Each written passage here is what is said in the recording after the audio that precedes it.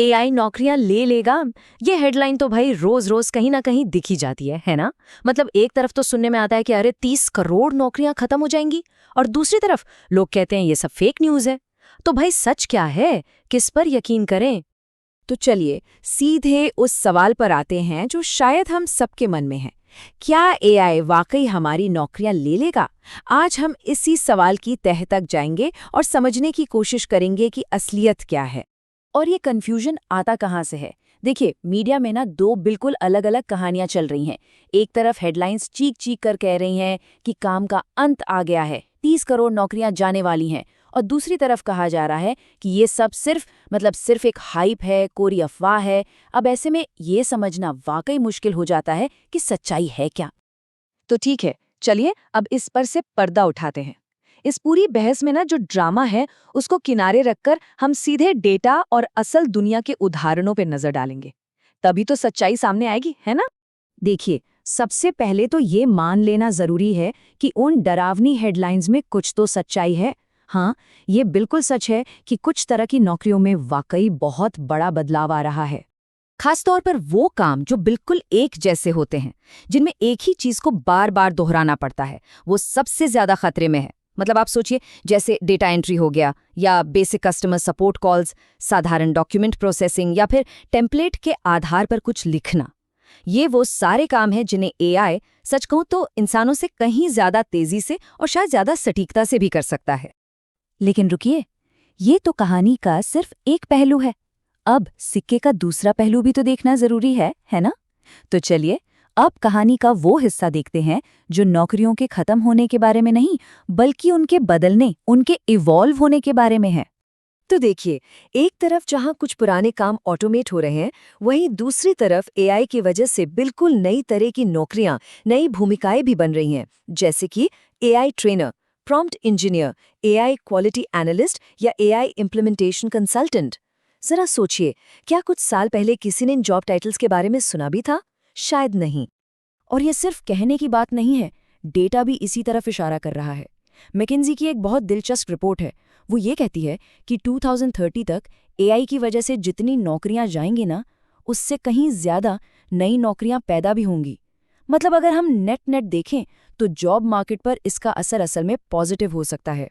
तो फिर सवाल ये उठता है कि ऐसे में कौन से स्किल्स हैं जो सेफ हैं?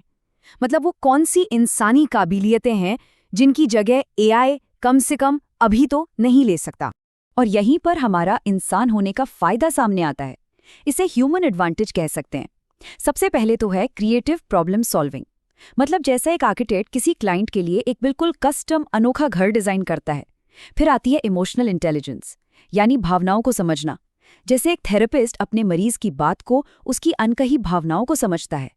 इसके बाद है फिजिकल डेक्सटेरिटी, मतलब हाथों का वो हुनर जो किसी भी अनोखी सिचुएशन में काम आए, जैसे एक प्लम्बर किसी अजीब से लीक को ठीक कर दे।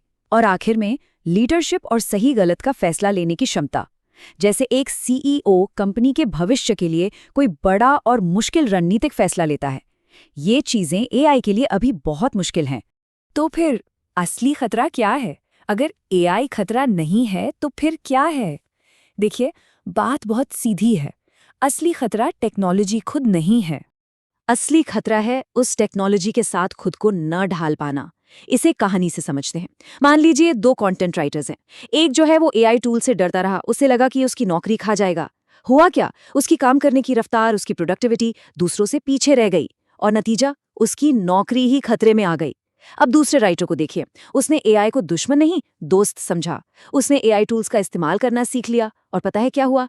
उसकी प्रोडक्टिविटी तो मानो आसमान छूने लगी, और वो अपनी कंपनी के लिए पहले से भी कहीं ज्यादा वैल्यूएबल, ज्यादा कीमती बन गया। और ये कोई छोटा मोटा फर्क नहीं था। हम यहाँ बात कर रहे हैं 5 गुना, जी हाँ, 5x प्रोडक्टिविटी बूस्ट की उस राइटर के लिए जिसने एआई को अपनाया। ये बस एक छोटा सा उदाहरण है ये दिखाने के लिए कि एआई को एक टूल की तरह इस्तेमाल करने से कितना बड़ा, जबरदस्त कॉम्पिटिटिव एडवांटेज मिल सकता है। तो फिर रास्ता क्या है? कैसे खुद को इररिप्लेसेबल बनाया जाए? मतलब ऐसा कि किसी की जगह कोई और ना ले सके। कैसे इस एआई को, जो एक खतरा लग रहा है, अपनी नई सुपर पावर में बदला जा सकता है? अगर इस पूरी बातचीत का सिर्फ एक सबक याद रखना हो तो वो ये लाइन है इसे ध्यान से सुनिए।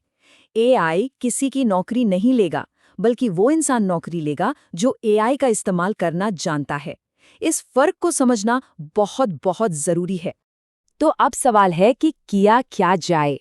देखिए, एक बहुत ही सिंपल सा एक्शन प्लान हो सकता है। पहला कदम, पहचानें। अपनी फील्ड से जुड़े 2-3 अच्छे एआई टूल्स खोजिए। दूसरा कदम, सीखें। थोड़ा समय निकालिए और उन्हें अच्छी तरह से इस्तेमाल करने में महारत हासिल कीजिए। और तीसरा और सबसे ज़रूरी कदम, इंटीग्रेट करें। मतलब अपनी जो मौजूदा एक्सपर्टीज है, जो आपका हुनर है, उसके ऊपर इन एआई स्किल्स को एक एक्स्ट्रा लेयर की तरह जोड़ दीजिए। तो बात घूम फिरकर एक ही जगह आती है, अपनी सोच को बदलने की। एआई से डरना बंद करना होगा और उससे सीखना शुरू करना होगा। और जाते जाते मैं एक सवाल के साथ सबको छोड़ना चाहूंगा, जिस पर जरूर सोचिएगा।